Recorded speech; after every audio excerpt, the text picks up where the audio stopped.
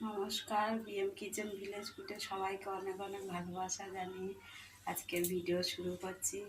আজকে রান্না করব এই গাঁদাল পাতা, এই গাঁদাল পাতা নিরামিষ তরকারি। আপনারা দেখতে থাকুন। এই কড়া বসিয়ে দিয়েছি। কড়া এই বড়ি, ডালের বড়ি ভেজে নেব। এই ডালের বড়ি, এই গাঁদাল পাতা ভালো করে বেটে নিয়েছি। এই দেখুন, এই গাঁদাল পাতা ভালো করে যখন বাটবে খুব গন্ধ। মিক্সারে বেটে নিতে পারো, আমি শিলে বেটেছি।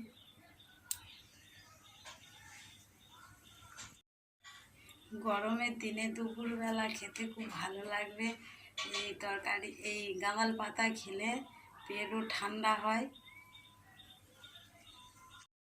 বড়িটা ভেজে নিয়েছি। হালকা হালকা লাল হয়ে গেলে তুলে নেব। ফোড়নে দেবো শুকনো লঙ্কা, তেজপাতা,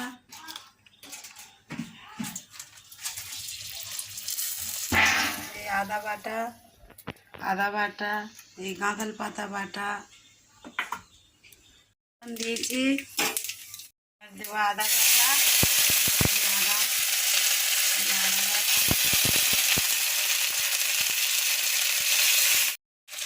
এবারে দেবো এই গাঁদাল পাতা বাটা, এই বাটা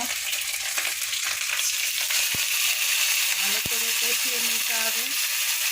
দিয়ে দিচ্ছি আলু, কাঁচকলা, পেঁপে, এই ডাঁটা, লাউ শাকের ডাঁটা, হলুদের গুঁড়ো, লবণ, লঙ্কা দেব না।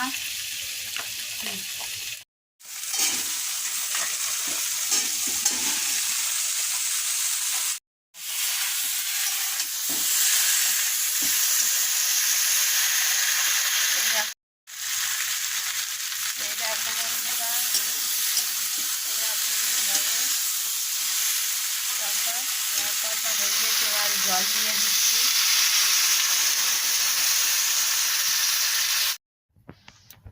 জল দিয়ে ঢাকা দিয়েছিলাম, দিয়ে বড়ি কটা দিয়ে দিয়েছি। এই দেখো বড়ি